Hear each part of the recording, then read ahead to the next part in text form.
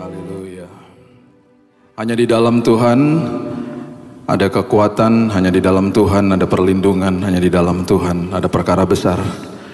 Tuhan, hari ini hati kami selalu mencari, hati kami selalu tertambat kepada sumber atas segala sumber. Karena kami tahu Tuhan, sebagai manusia yang diciptakan oleh Tuhan, hidup kami selalu akan kosong kalau kami tidak melekat kepada sumbernya. Sebabnya hari ini Tuhan, kami butuh perkataan-Mu, kami butuh Roh Kudus yang ada di dalam setiap kami untuk meneguhkan, untuk mengajar, untuk menasehati kami, dan memberikan kami pengertian bahwa kami begitu indah di mata Tuhan. Terima kasih Tuhan, pagi yang indah ini Tuhan, Roh Kudus yang bekerja, Roh Kudus yang berbicara. Di dalam nama Tuhan Yesus kami berdoa, kita sama-sama katakan, amin, amin, amin, amin. Silakan duduk. Shalom. Saya mendapat firman ini baru-baru aja. Saya udah jadi ini fresh from the oven. Jadi Bapak Ibu dapat duluan. Saya ini adalah rangkuman-rangkuman dari pastinya banyak sekali pertanyaan-pertanyaan yang diajukan dan lain sebagainya. Dan beberapa dari ayat-ayat ini, kalau Bapak Ibu suka belajar, harap catat nanti, karena waktu saya pastinya nggak panjang.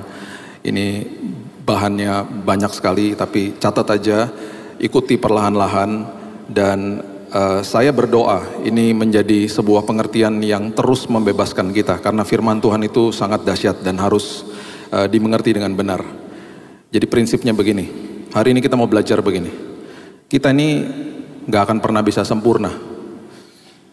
Ironisnya, kita yang tahu bahwa kita ini nggak sempurna, kita berusaha untuk jadi sempurna. Dan nggak apa-apa sih, cuman pasti gagal. Dan pasti ada kegagalan lah di dalamnya. Fakta yang berikutnya, kita menyembah Tuhan yang sempurna. Dan yang paling luar biasa adalah hari ini, ketika Tuhan lihat kita semuanya, di dalam semua kelemahan-kelemahan kita, dari kacamatanya dia melihat anak-anaknya yang sempurna. Karena Tuhan kita hebat, Tuhan kita luar biasa. Dia katakan, aku udah selesaikan semuanya. Aku sempurna, itu sebabnya aku menjadikan kamu sempurna di mataku. Dan kalau kita ngerti ini, kita hidup selalu tersenyum setiap hari. Itu yang saya terus bagikan supaya Bapak Ibu mengerti. Terimalah yang terbaik untuk berikan yang terbaik. Terimalah yang terbaik untuk berikan yang terbaik. Ya. Roma pasal yang ketiga ayat 23 mengatakan, karena semua orang telah berbuat dosa dan telah kehilangan kemuliaan Allah. Semua orang telah berdosa dan kehilangan kemuliaan Allah. Jadi dasar daripada kita ini, waktu kita lahir, kita ada di dalam dunia ini, kita ini semuanya berdosa. Karena memang sudah ada turunan dosa itu dari manusia pertama. Betul, pengorbanan sudah diberikan, penebusan sudah diberikan, dan itu sebabnya Tuhan minta sama manusia dengan kebebasan memilihnya yang dia berikan kepada manusia untuk menerima dia sebagai juru selamat atas hidupnya. Yohanes 9 ayat 1-3. Ini ayat nanti kita akan teruskan lagi di pelajaran yang berikutnya tentang kenapa Tuhan suka sunyi, seolah-olah kayaknya Tuhan gak menjawab doa saya. Itu nanti kelanjutannya ya. Tapi saya mau bagikan sedikit. Yohanes 9 ayat 1-3 mengatakan begini. Waktu Yesus sedang lewat, ia melihat seorang yang buta sejak lahirnya. Murid-muridnya bertanya kepadanya, Rabi, siapakah yang berbuat dosa? Orang ini sendiri atau orang tuanya? Sehingga ia dilahirkan buta. Bukankah itu pertanyaan banyak manusia hari ini dan juga ditanyakan sama orang-orang percaya? Kenapa ya ada penyakit ini? Apakah ada dosa dalam hidupnya? Kenapa ya ada penyakit itu? Apakah dosa keturunan dan lain sebagainya? Di dalam Kristus, Tuhan tidak menghukum kita dengan hal-hal seperti itu. Kalau kita mengalami hal-hal buruk, itu betul karena di dalam dunia ini sudah gelap dan juga karena ada ulah manusia itu sendiri. Ya. Jawab Yesus, bukan dia dan bukan juga orang tuanya. Tetapi karena pekerjaan-pekerjaan Allah harus dinyatakan di dalam dia. Dengan kata lain, semua yang terjadi sama hidupnya manusia itu ujung-ujungnya supaya kemuliaan Tuhan dinyatakan. Sebenarnya itu. Kita nggak pernah bisa sempurna. Kita dengan upaya apapun tidak akan pernah bisa sempurna. Alkitab membeberkan perkara-perkara besar di dalam kelemahan-kelemahan manusia. Dan itu sebabnya hari ini kita mau belajar sesuatu yang dahsyat. Tuhan adalah Tuhan yang selalu sempurna. Dia datang ke dalam muka bumi, dia harus menyempurnakan pekerjaan atau panggilan hidupnya dari kerajaan sorga. Dan itu dia tata dengan sedemikian rupa. Dan Yesus lakukan itu sampai akhirnya dia katakan selesai tugasnya. Dan ketika tugas itu selesai di muka bumi, itu seperti meterai. Makanya dikatakan Roh Kudus adalah meterai dalam hidupmu. Ketika kita terima Yesus sebagai juru selamat, itu kayak kita disegel sama dia, dimeterai sama dia. Berarti apa? Kita dimeterai, diberikan sebuah jaminan bahwa masa depan kita sudah menjadi kepunyaan daripada Tuhan. Masa depan kita adalah keselamatan dan seterusnya. Itu adalah segel, meterai yang diberikan, ya. Nah, Tuhan kita adalah Tuhan yang sempurna. Ibrani 10 ayat 1 mengatakan begini. Ibrani 10 ayat 1.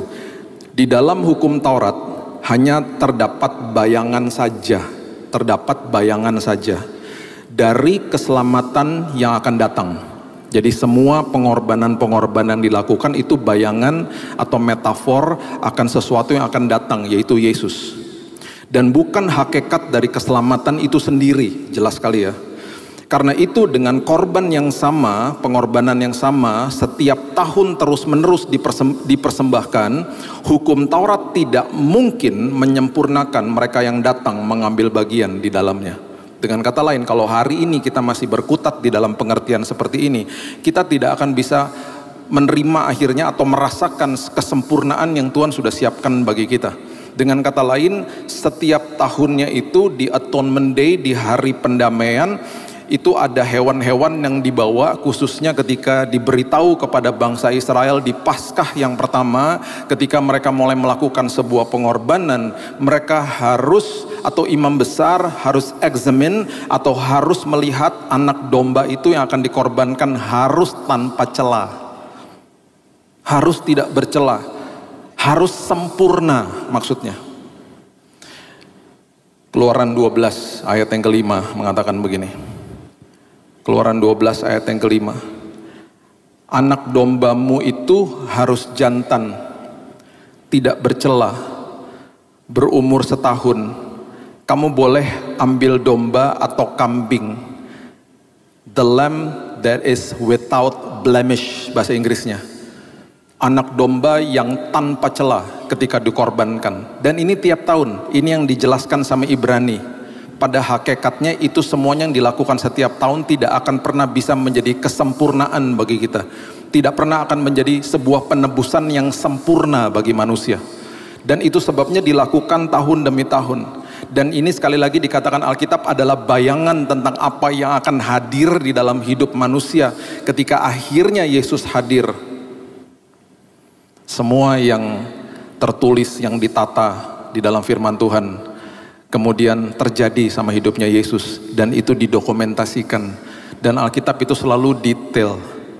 Dan bahkan waktu Yesus mau dikorbankan, dia juga dilihat apakah dia sempurna atau tidak, karena dia adalah anak domba Allah yang sebenarnya.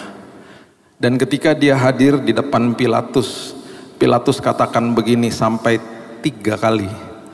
Karena angka 3 adalah angka kebangkitan, angka kemenangan, angka luar biasa. Dikatakan Yohanes 18 ayat 38 dikatakan begini. Yohanes 18 ayat 38, kata Pilatus kepada Yesus, apakah kebenaran itu? Dia nggak ngerti apakah kebenaran itu.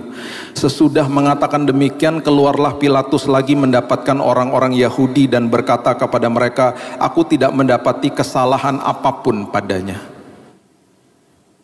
Sama seperti anak domba itu ketika di depan imam besar dia lihat, oke, nggak ada celahnya, oke siap, boleh dikorbankan.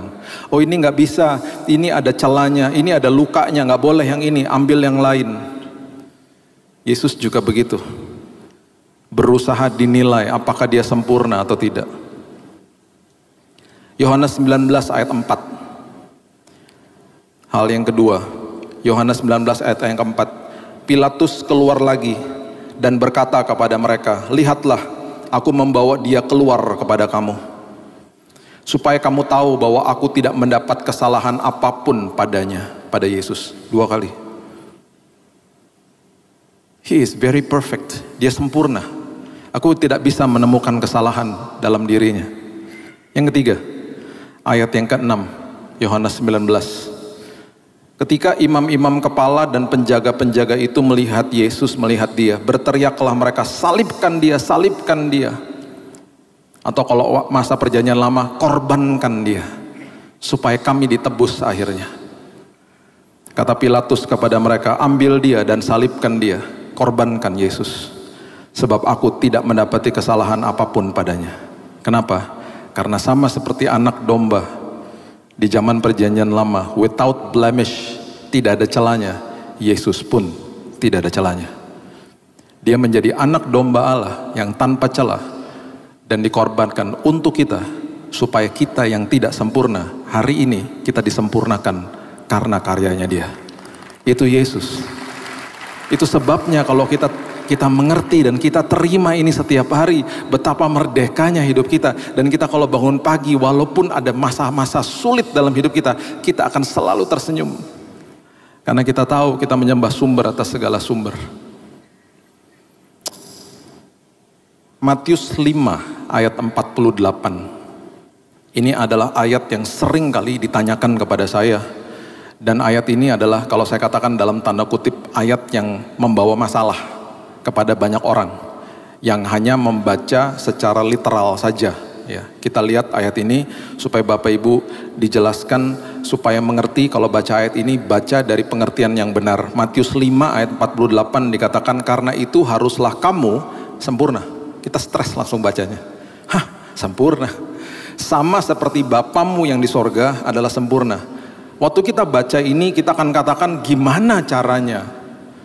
Gimana caranya saya harus sempurna? Akhirnya tanpa kita sadari kita baca ini, dan bahkan ini mulai dihotbahkan, dan kita stres akhirnya. Karena kita akan jatuh bangun. Di dalam versi NKJV, New King James Version. Biasanya kalau di dalam bahasa Inggris ini ada beberapa versi yang saya suka. Kalau saya belajar tuh saya selalu lihat dari biasanya ya, NKJV. KJV udah pastilah ya.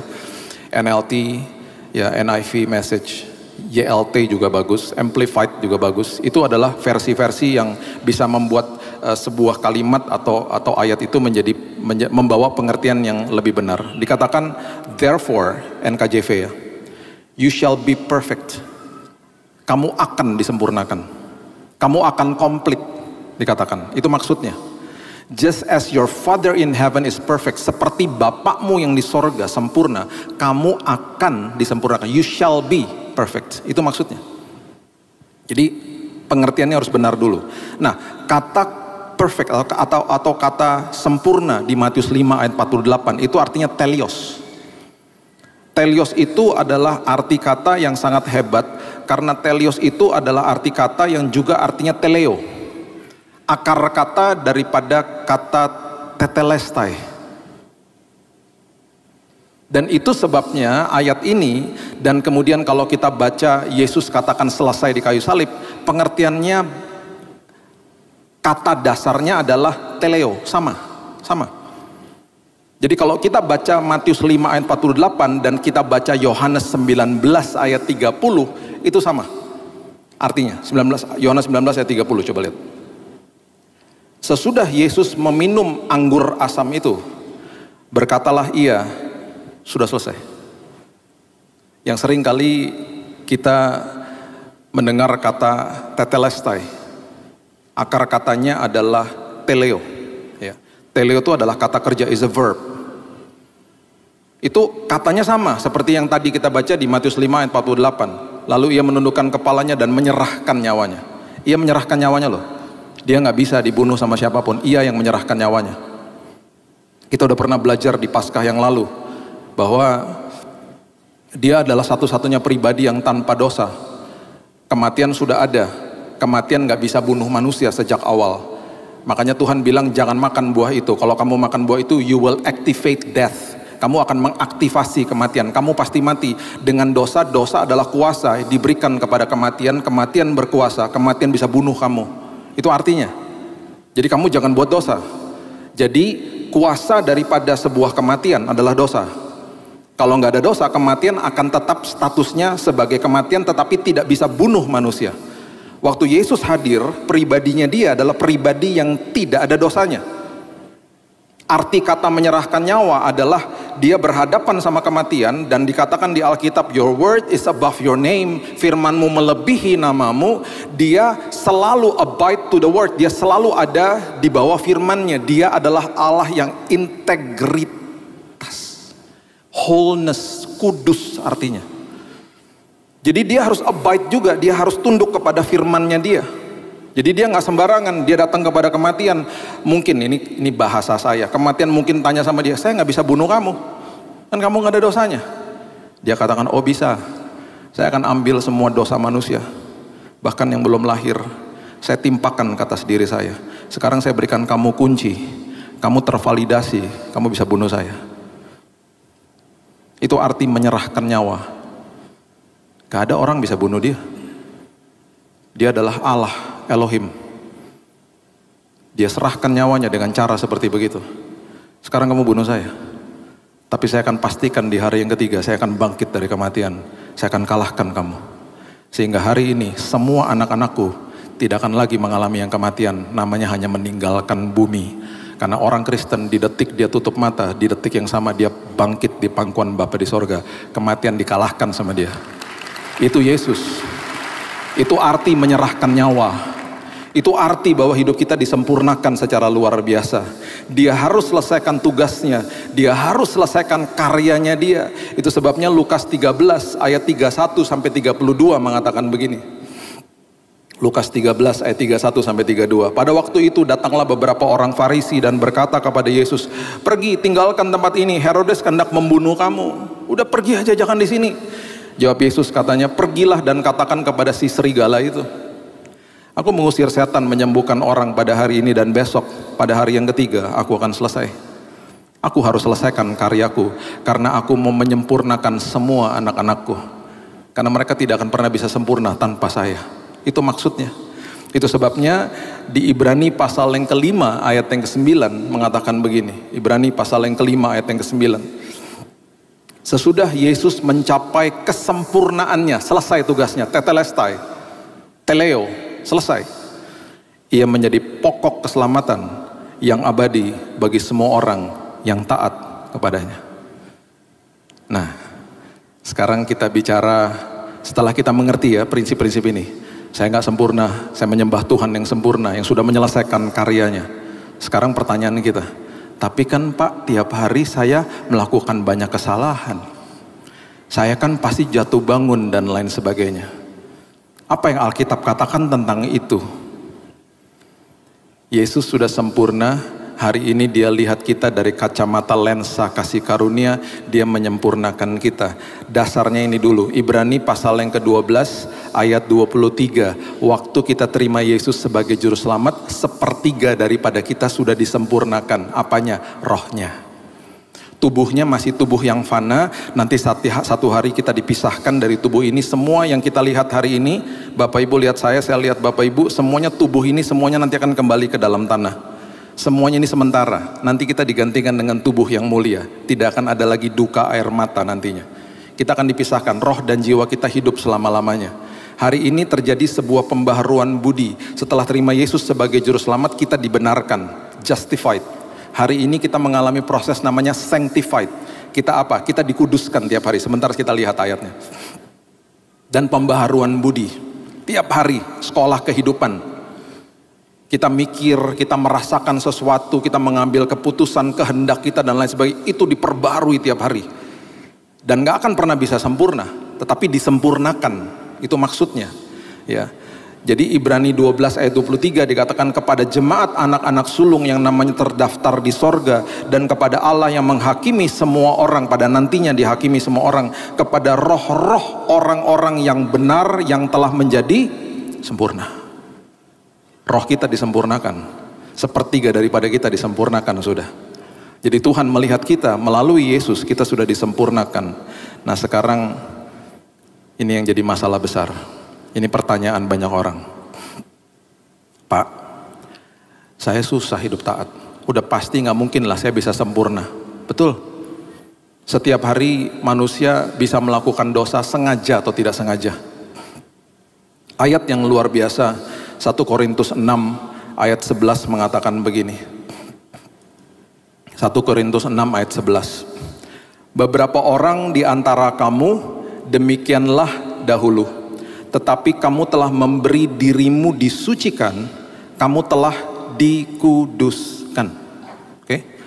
Kamu telah dibenarkan dalam nama Tuhan Yesus Kristus dan dalam roh Allah kita. Satu-satunya ayat di dalam firman Tuhan, satu-satunya ayat di Alkitab yang ada kata dikuduskan dan dibenarkan dalam satu ayat, hanya ada di ayat ini. Maksudnya apa? Dibenarkan dan dikuduskan. Ya. Waktu kita terima Yesus sebagai juru selamat, kita orang yang tidak benar, kita di-justified namanya, kita dibenarkan sama dia, kita dilayakkan sama dia, kita diberikan kualifikasi yang benar sama dia. Oke? Kekudusan, jadi ini dua hal berbicara tentang sikap moral manusia. Ya, sikap moral manusia. Kekudusan itu adalah ketika setelah menerima Yesus, kita berjalan di dalam ketaatan akan firman Tuhan. Itu sebabnya banyak istilah-istilah mengatakan menjaga kekudusan. Ayo hidup kudus, itu ketaatan. Dan kita tidak akan sempurna melakukan itu sebabnya Yesus katakan, aku kuduskan kamu setiap hari. Di dalam kelemahanmu, aku sudah benarkan, bahkan aku kuduskan. Analoginya kira-kira begini. Ada seorang anak yang tidak memiliki kualifikasi, dan bapaknya punya perusahaan yang sangat hebat. Dan bahkan perusahaan ini sudah diwariskan untuk anaknya. Anaknya dipanggil, dan kemudian anaknya dikasih tahu sama bapaknya, mulai hari ini kamu kerja buat saya adopsi kamu untuk masuk ke dalam tempat ini. Anaknya bilang, saya nggak punya kualifikasi. Nggak apa-apa, saya sudah memberikan kamu kualifikasi, kamu dibenarkan, kamu bisa kerja di sini. Itu justified namanya. Kita dibenarkan, diadopsi masuk ke dalam keluarga besar Allah. Diambil dari kerajaan gelap, dipindahkan ke dalam kerajaan terang. Kemudian waktu anaknya mulai bekerja, diberikan tanggung jawab dari yang kecil dan lain sebagainya, dia pasti melakukan kesalahan. Itu berbicara tentang kekudusan. Dia pasti melakukan kegagalan di dalam prosesnya dia bekerja. Tahu apa yang bapaknya lakukan? Bapaknya hampiri dia ketika dia gagal. Bapaknya bilang gini, gak apa-apa nak, aku hadir di sini. Apa yang bisa aku lakukan supaya kamu bisa lakukan itu dengan lebih baik lagi? Apa yang aku bisa bantu untuk hidupmu? Dia gak pernah gini-giniin anaknya. Dia rangkul anaknya, dia motivasi anaknya, dia berikan kebenaran, dan dia lakukan sebuah perkataan-perkataan yang sangat membangun anaknya. Dia katakan, it's okay, saya dampingi kamu. Saya gagal, ayah saya gagal, diangkat sama dia. Gak apa-apa, ayo mulai lagi. Kamu memang gak bisa, tapi saya jagonya, saya yang memiliki ini semuanya. Itu sebabnya Roma 8 ayat 17 mengatakan, kamu adalah anak, kamu adalah ahli waris daripada kerajaan sorga. Kenapa? Karena semua tempat ini milikmu. Itu sebabnya setiap hari aku benarkan hidupmu dan aku kuduskan hidupmu. Walaupun kamu jatuh bangun dalam hidupmu.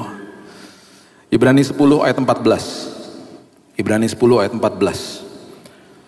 Sebab oleh satu korban saja, Yesus, Ia telah menyempurnakan untuk selama-lamanya mereka yang Ia kuduskan.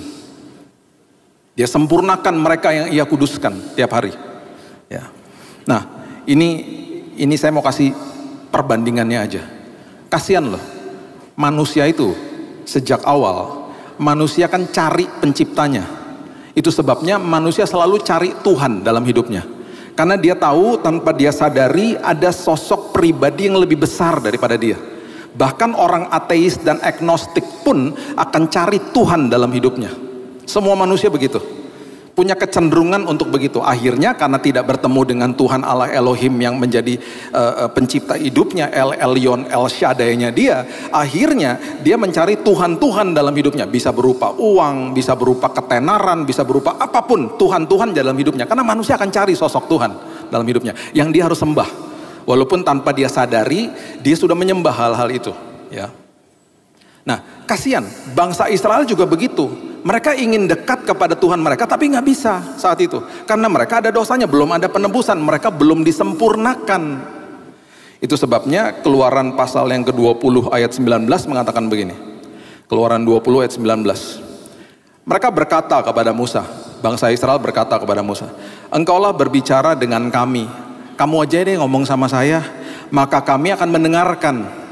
Tetapi janganlah Allah berbicara dengan kami. Jangan sampai kami berurusan dengan Allah. Kenapa? Nanti kami mati. Mereka nggak berani. Karena mereka nggak kudus. Mereka nggak bisa menghampiri tahta Tuhan. Karena belum ada yang kudusin mereka. Imam besar pun harus kudus. Kalau nggak mati di ruang maha kudus. Ayo. Imam besar aja harus dikasih tahu ada prosedur-prosedurnya untuk masuk ke dalam ruang maha kudus di Atonement Day. Di hari pendamaian sekali setahun. Itu pasti menjadi sesuatu beban juga kan bagi dia. Ya. Nah, coba lihat Ibrani 4 ayat 15 dan 16. Apa yang terjadi setelah Yesus menyempurnakan ini semuanya? Ibrani 4 ayat 15 dan 16. Sebab imam besar yang kita punya bukanlah imam besar yang tidak dapat turut merasakan kelemahan-kelemahan kita. Sebaliknya sama dengan kita, ia telah dicobai, hanya tidak berbuat dosa, menjelma jadi manusia supaya dia tahu, dia bisa memvalidasi dirinya. Saya tahu apa yang kamu rasakan dalam hidupmu. Saya pernah jadi manusia kok, sosok casing manusia dari saya. Sebab itu marilah kita dengan penuh keberanian. Nah, dulu kan gak berani, sekarang penuh keberanian menghampiri tahta kasih karunia Tuhan. Supaya kita menerima rahmat dan menemukan kasih karunia untuk mendapat pertolongan kita pada waktunya. Tuhan gak murka sama kita. Itu sebabnya saya suka sedih kalau orang Kristen bilang ini gak rasa hadirat Tuhan, Pak. Tuhan hadir di dalam hidup kita lewat Roh Kudusnya. Bahkan Roh yang membangkitkan Kristus dari kematian ada di dalam setiap kita. Kok bisa-bisanya orang bilang gak rasa hadirat Tuhan? Hadirat Tuhan gak bisa dirasakan pakai sebuah emosi yang terpengaruh sama sebuah tata ibadah. Itu hanya bagian kecil. Hadirat Tuhan dinyatakan dengan iman. Setiap hari dia hadir, gak pernah sedetik pun dia tinggalkan kita. Gak bisa apapun dan siapapun memisahkan kasihnya dia sama manusia. Kalau itu kita sadari dengan benar, kita juga merdeka akhirnya. Perhatikan Keluaran pasal yang ketiga ayat 2-5. Keluaran pasal yang ketiga ayat 2-5. Malaikat Tuhan menampakkan diri kepadanya di dalam nyala api yang keluar dari semak duri. Lalu ia melihat dan tampaklah semak duri itu menyala tetapi tidak dimakan api. Ini waktu Tuhan hadir di depan Musa. Musa berkata, baiklah aku menyimpang ke sana untuk memeriksa penglihatan yang hebat itu. Mengapakah tidak terbakar semak duri itu? Ketika dilihat Tuhan bahwa Musa menyimpang untuk memeriksanya, untuk mendekat, berserulah Tuhan dari tengah-tengah semak kepadanya, Musa, Musa. Kemudian dia bilang, apa Tuhan? Kenapa Tuhan? Iya Tuhan. Jangan datang dekat-dekat. Karena kamu tidak sempurna. Kalau kamu masuk ke dalam kesempurnaanku bisa melumat hidupmu dan kamu bisa mati di sini. Tanggalkan kasutmu dari kakimu, sebab tempat di mana engkau berdiri adalah tanah kudus dan kamu tidak kudus. Waktu Yesus hadir, dulu dia katakan Musa, Musa, menjauhlah. Waktu dia hadir, dia katakan Lukas 10 ayat 41. Dia katakan, tetapi Tuhan menjawabnya. Lukas 10 ayat 41, ketika dia berbicara dengan Marta, dia katakan, Marta, Marta, engkau khawatir dan menyusahkan diri dengan banyak perkara. Kenapa? Karena Martanya jauh-jauh dari dia. Tidak seperti Maria duduk di kakinya. Dengan kata lain dikatakan begini. Dulu dia katakan begini, Musa, Musa, menjauhlah. Waktu Yesus hadir, Marta, Marta, mendekatlah. Hari ini dia katakan kepada semua kita, dengan 2 kali dia panggil, mendekatlah kepadaku. Karena justru ketika kau tahu bahwa aku hadir, engkau akan rasakan kasih karuniamu, menerima yang terbaik untuk memberikan yang terbaik. Itu Tuhan. Itu dahsyatnya Yesus. Dan itu sebabnya ketika kita mengerti ini dengan benar, hari ini kita datang ke tempat ini, kita selalu mungkin merasakan, aku gak bisa Tuhan, aku lemah Tuhan, aku gak layak sepertinya Tuhan, dan lain sebagainya. Saya gak pernah lupa anak saya Raina, karena dia dulu, dia sampai sekarang juga masih sih, dia suka melukis. Dan waktu dia melukis di umur yang ke-4 tahun, waktu dia masih 4 tahun, waktu saya lagi jemput dia di sanggar melukis, gurunya bilang, Pak ikut sertakan Pak ke pameran lukisan.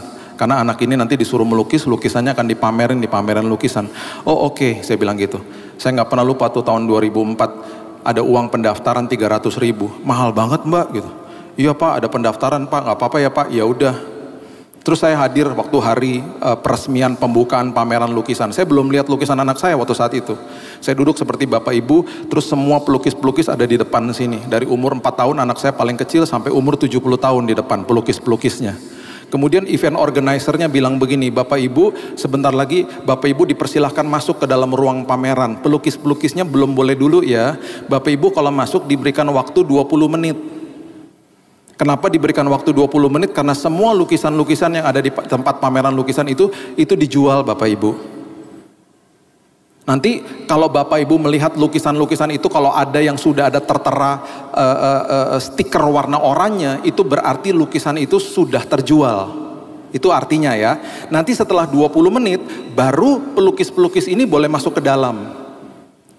Ayo silakan Bapak Ibu masuk ke dalam. Oh saya bergegas masuk. Saya langsung cari apa? Saya cari bagian anak-anak. Saya pengen tahu anak saya ngelukis apa.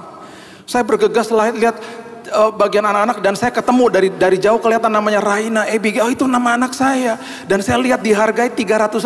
Dalam hati saya, oh lumayan kalau terjual. Uang registrasi balik. Maklum orang India, otaknya gagak dagang dikit.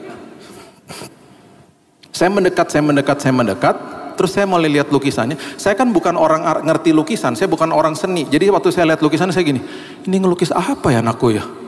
Dari depan saya nggak ngerti, dari kiri nggak ngerti, dari kanan nggak ngerti, dari bawah nggak ngerti. Tiba-tiba ada perasaan gini, welek ya lukisannya, jelek ya lukisannya, dalam hati. Terus sebagai bapak yang baik, saya ingin supaya lukisannya terjual. Jadi saya ketemu sama orang tua yang lain, teman-teman anak saya. Saya waktu ketemu saya bilang saya menawarkan lukisan anak saya. Supaya terjual. Apa kabar? Baik bro. Apa kabar? Ini lukisan anakku. Yang ini karena belum begitu dekat, jadi agak-agak sopan, tapi ngelihat juga gini ngeliatnya. Nggak jadi beli. Yang berikutnya karena kenal baik, ini agak kurang ajar. Apa kabar bro? Lukisan anak gue beli dong gitu. Dia gini, apaan tuh? Aduh. Emang nggak membingungkan lukisannya. Terus waktu kan berjalan, 20 menit lagi anak saya harus masuk ke dalam. Mbaknya datang ke saya, event organizer-nya. Pak, kasihan loh pak, belum terjual. Iya mbak, gimana dong mbak? Itu yang lain teman-temannya udah terjual loh pak, udah stiker oranye semua. Sebentar lagi anak bapak masuk loh pak. Ya gimana mbak, jelek mbak. Gak gitu pak, ini anak lukisnya out of the box katanya. Out of the box apaan? Dia memang punya pemikiran sendiri pak. Justru paling unik menurut kita tuh dia ini pak. Ya tapi gak ada yang mau beli mbak. Ya sudahlah pak, bapak aja yang beli, lu enak aja. Kok saya yang beli? Di rumah juga banyak mbak lukisannya dia. Ngapain saya beli lukisan dia? Sudahlah pak, buat hatinya senang. Dengan berat hati, saya beli lukisannya. Dalam hati udah registrasi 300.000, beli lagi 300.000. Dalam hati saya nggak akan ikut-ikut pameran lukisan, udah selesai udah. Ngapain sih kayak begini? Terus anak saya masuk. Waktu dia masuk, waktu dia lihat stiker warna oranye, dia berteriak, Daddy, terjual, it's sold, terjual lukisan. Saya bilang, iya terjual, betul, terjual. Nggak akan lagi kamu ikut-ikut kayak begini, nggak akan nak. Tapi kan saya nggak ngomong gitu sama dia. Terus dia tanya, siapa yang beli Dad? Daddy yang beli. Terus matanya begini, wow, thank you Dad, dia peluk saya, thank you. Kenapa kamu senang banget? Karena memang aku buat ini untuk Daddy. Oh gitu, oh iya. Dan waktu aku lagi ngelukis ini, aku inget-inget Daddy. Dalam hati saya, sejelek itu kah saya nak? Seabstrak itu kah saya nak? Kamu sampai ingat aku, sampai lukisnya weleh gitu. Bapak Ibu, dari tahun 2004 sampai hari ini, lukisan itu nggak pernah turun dari tembok di rumah saya. Karena saya selalu terngiang-ngiang sama kata-kata dia. Aku buat ini untuk Daddy. I made it for you, Dad. Berapa waktu yang lalu itu kan suka pindah-pindah ruangan. Pernah ada di ruangan adiknya. Dan waktu saya keluar, kita lagi mesbah keluarga di ruang adiknya setelah bertahun-tahun ya. Saya keluar dari ruangan adiknya, lihat ada lukisan tergantung. Pendirian saya tetap sama. Jelek. Tapi saya nggak akan turunkan. Karena dia buat itu untuk saya. Bapak Ibu datang ke sini. Nyanyi buat Tuhan tadi. suaranya jelek-jelek semuanya. Termasuk saya, nggak sebagus tim praise and worship. Sama Tuhan semua suara-suara pujian penyembahan kita dipajang di tembok sorga. Yang komplain siapa? Yang komplain malaikat. Itu kok suara jelek-jelek itu dipajang. Tuhan bilangnya, aku nggak peduli karena semua di mataku sempurna. Sempurna. Aku mati buat mereka. Aku sempurnakan mereka. Pertanyaan berikutnya, Tuhan, imanku tuh begini-begini terus Tuhan, rasa bersalah. Saya mau beritahu kepada Bapak Ibu, saya juga sama, podo ae. Jangan berpikir bahwa hamba Tuhan berdiri di depan sini, imannya paling hebat. Enggak. Banyak orang bilang ke saya, wah Pak Billy ngelewatin penyakit, pasti imannya luar biasa. Saat itu, ya, habis saat itu pernah begini, oh pernah, jangan salah. Habis setelah saya sembuh, dapat mujizat Tuhan, banyak orang datang kepada saya minta didoakan. Khususnya orang-orang yang cancer. Saya semangat, saya dalam hati, Tuhan, kalau Tuhan sembuhin saya, Tuhan sembuhkan mereka. Kita punya Bapak yang sama. Oh, dengan passion, dengan gairah saya doakan mereka. Ada satu teman yang saya doakan, kenal sampai 4 tahun, saya doakan kondisinya membaik. Puji Tuhan, Tuhan pasti sembuhin. Dia akhirnya meninggal. Saya down, saya stres, saya nangis, saya stres. Saya tahulah dia kemana. Saya tahu secara teologi, secara semua kebenaran saya tahulah. Tapi saya berduka untuk orang-orang yang berduka. Ada seorang pasangan yang sudah saya anggap sebagai adik-adik saya, sangat dekat dengan saya.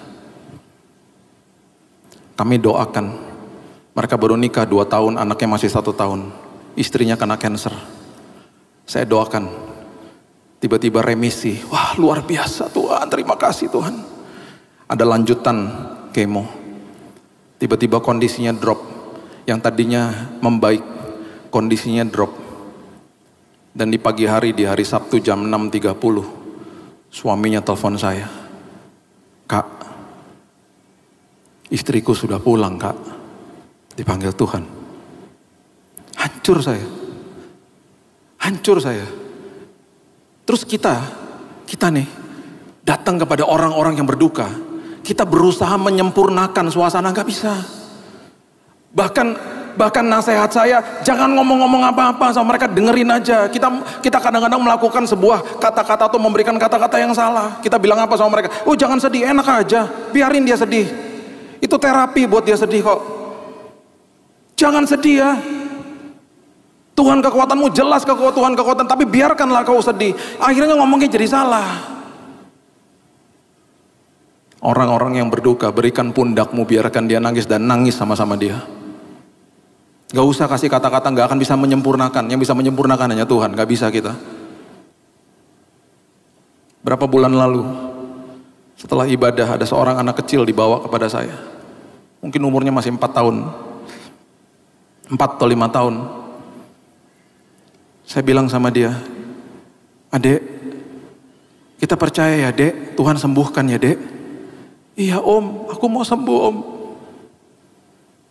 Ada tumor di kepalanya. Bapaknya nangis, kita berdoa. Berapa hari lalu saya dapat kabar, dia juga sudah dipanggil pulang sama Tuhan. Bapak Ibu pikir saya imannya di atas ini? Nggak bisa. Saya manusia juga, saya jeblok juga iman saya.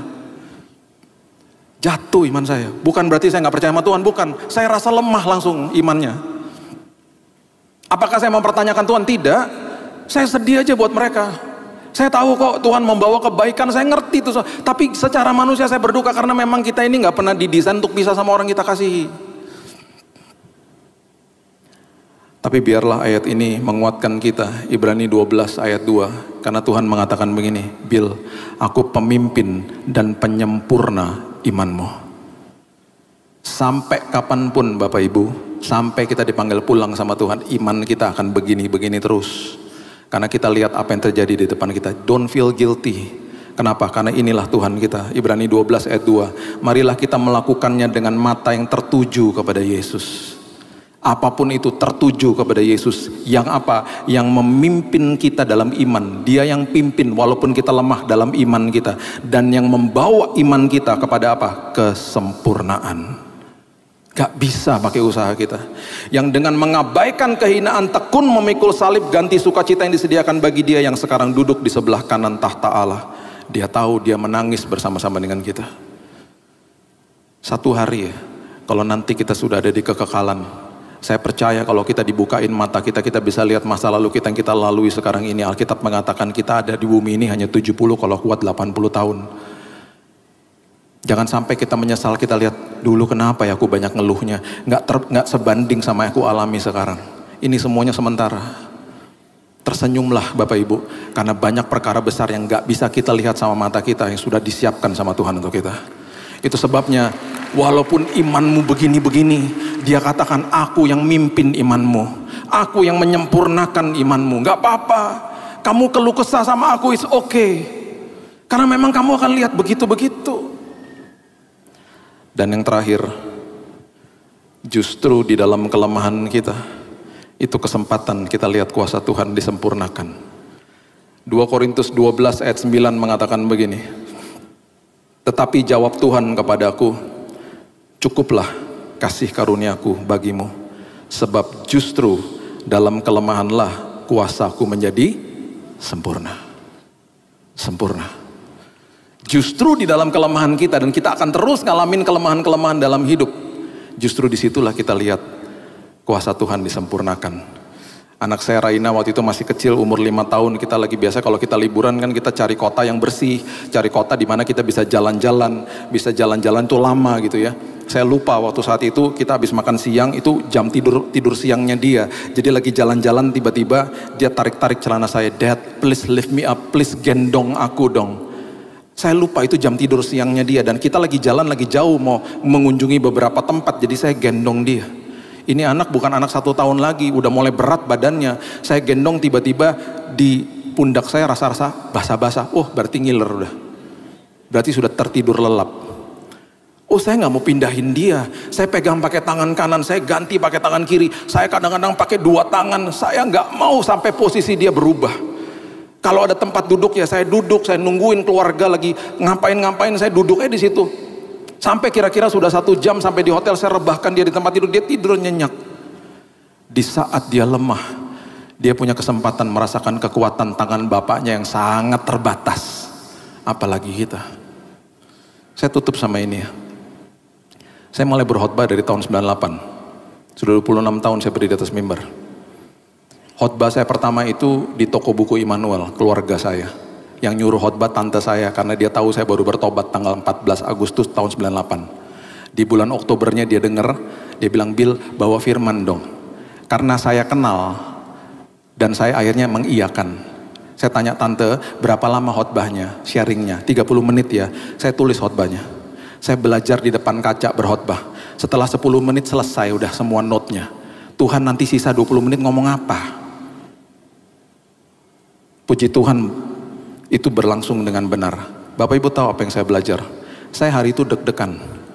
Karena saya deg-degan, kuasa Tuhan yang bekerja, saya bisa khotbah selesaikan 30 menit. Itu menjadi prinsip saya sampai hari ini. Saya bilang gini, jangan sampai Tuhan kalau aku khotbah gak ada rasa deg-degan. Karena kalau sampai gak ada rasa deg-degan, itu berarti saya pakai kekuatan saya sendiri. Biarin itu terus ada, supaya yang bicara Tuhan bukan saya.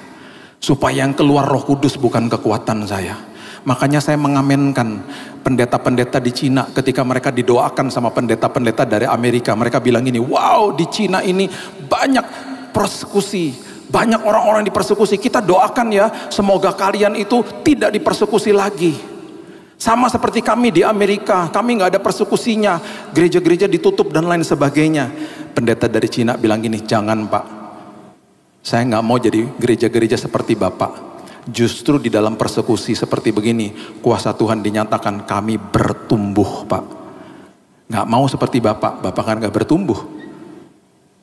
Itu sebabnya di dalam kelemahanmu, itu kesempatan lihat kuasa Tuhan. Kita tidak sempurna, Tuhan kita sempurna. Hari ini kita semua disempurnakan sama Yesus. Berikan tepuk tangan kita untuk Tuhan kita. Bapa yang baik, terima kasih buat hari ini. Kami mengucap syukur buat firman kebenaran. Kami berterima kasih kami dimerdekakan Tuhan. Kami percaya Tuhan hari ini kami ini yang gak sempurna. Hari ini kami dikuduskan, dibenarkan. Iman kami disempurnakan bahkan. Dan bahkan hari ini di dalam kelemahan kami Tuhan, kuasa Tuhan dibuat nyata. Dan makin sempurna terjadi atas hidup kami. Terima kasih bahwa kami menyembah Tuhan yang sempurna. Dan itu sebabnya hari ini Tuhan melihat kami dalam posisi yang sudah sempurna. Meteraikan firman ini Tuhan, karena Roh Kudus juga sudah memeteraikan kami. Terima kasih Bapa yang baik, kami terima firman kebenaran hanya di dalam nama Tuhan Yesus, Juru Selamat kami yang agung. Kami sudah berdoa